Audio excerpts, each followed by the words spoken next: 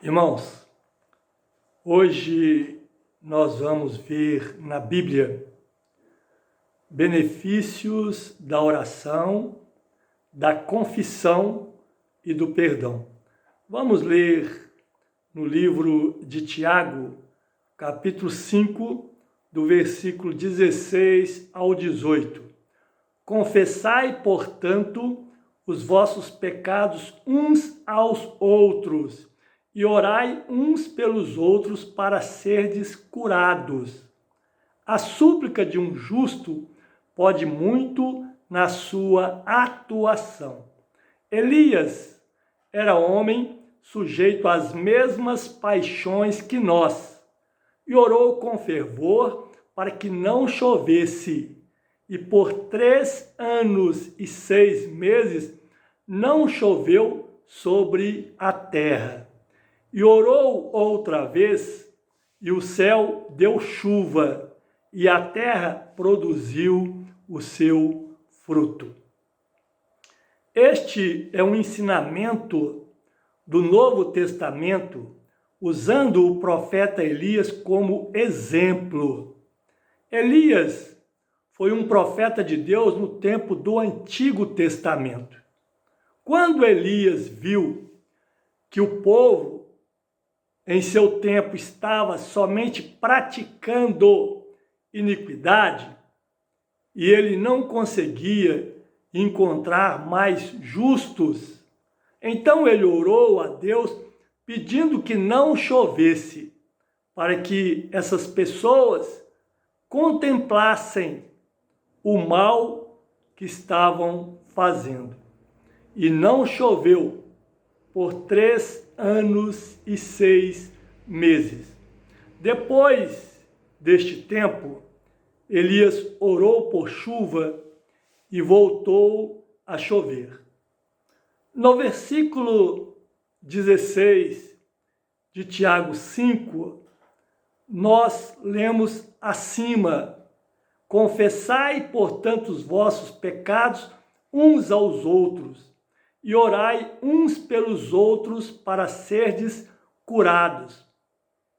A súplica de um justo pode muito na sua atuação.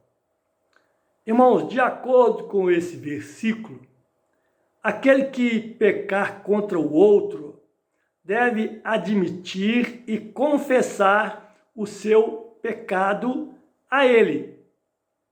Este é o mandamento de Deus para sermos curados. A súplica de um justo pode muito em sua atuação. Portanto, existe um grande benefício na oração de um justo, quando ele ora pelo seu irmão que cometeu pecado. Isso tem muito valor, tem grande efeito para o irmão que pecou, para ele ser perdoado por Deus. Vamos ler isto no livro de 1 João, capítulo 5, versículo de número 16. Se alguém ver seu irmão cometer um pecado que não é para a morte, pedirá e Deus lhe dará a vida para aqueles que não pecam para a morte. Há pecado para a morte, e por esse não digo que ore. Irmãos, existem 2 tipos de pecados na Bíblia. Um é pecado para a morte, o outro é pecado que não é para a morte. No livro de Tiago, capítulo 1, versículo 14 e 15, Bíblia Nova Tradução na linguagem de hoje, nós lemos assim: mas as pessoas são tentadas quando são atraídas e enganadas pelos seus próprios maus desejos. Então, esses desejos fazem com que o pecado nasça. E o pecado, quando já está maduro, produz a morte. O pecado, quando está maduro, produz a morte.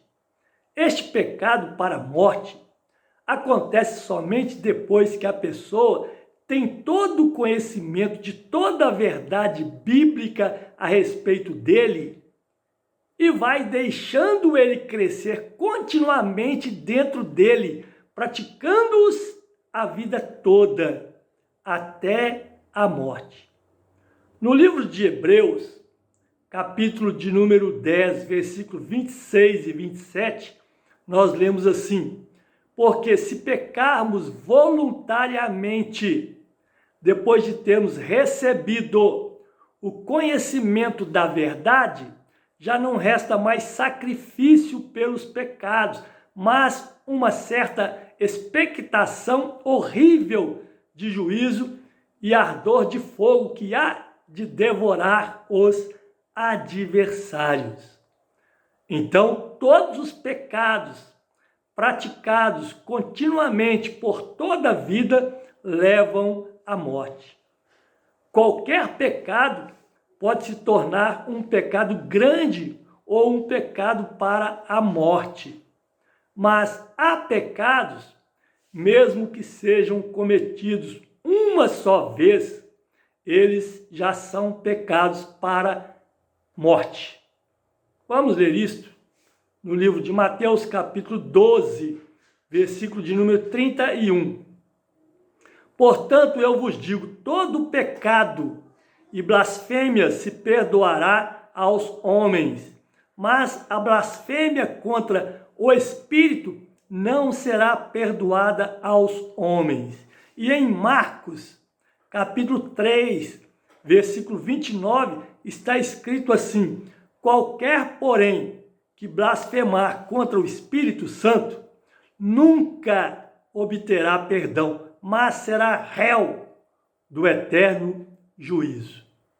O pecado de blasfêmia contra o Espírito Santo de Deus é um pecado eterno, não tem perdão, mesmo que tenha sido praticado somente uma vez. Blasfêmia contra o Espírito Santo de Deus é dizer algo contra ele. Vamos ver um exemplo na Bíblia do significado de blasfêmia contra o Espírito Santo de Deus, no livro de Mateus, capítulo 12, versículo 22 ao 32. Trouxeram-lhe, então, um endemoninhado, cego e mudo, e de tal modo o curou que o cego e mudo falava e via. E toda a multidão se admirava e dizia: não é este o filho de Davi? Mas os fariseus, ouvindo isto, diziam: estes não expulsa os demônios, senão por Beelzebu, príncipe dos demônios.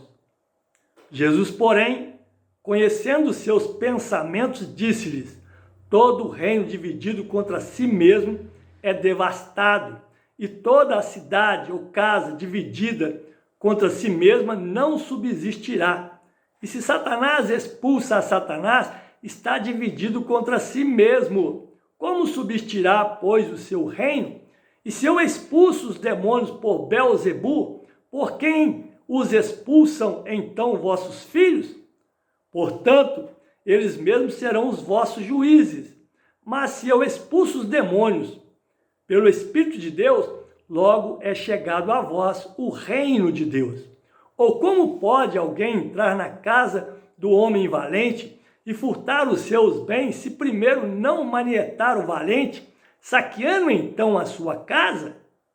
Quem não é comigo é contra mim, e quem comigo não ajunta, espalha.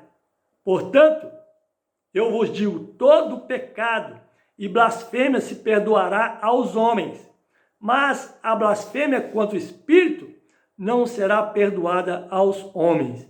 E se qualquer disser alguma palavra contra o Filho do Homem, ser-lhe-á perdoado. Mas se alguém falar contra o Espírito Santo, não lhe será perdoado nem neste século, nem no porvir. Irmãos, o nosso Senhor e Salvador Jesus Cristo curou uma pessoa que era cega e muda. E quando aqueles que creram viram essa coisa maravilhosa, eles disseram: é este, porventura, o filho de Davi?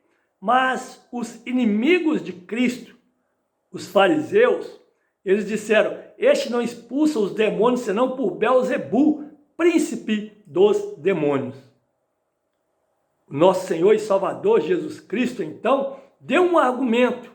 Belzebu vai expulsar demônios dentro do seu próprio reino. Um reino dividido contra si mesmo não vai subsistir. Então, Jesus diz: eu estou expulsando demônios pelo Espírito de Deus, não por Belzebu, porque é impossível que Belzebu expulse seus companheiros. Os fariseus, que são inimigos de nosso Senhor e Salvador Jesus Cristo, disseram que ele estava expulsando demônios por Belzebu.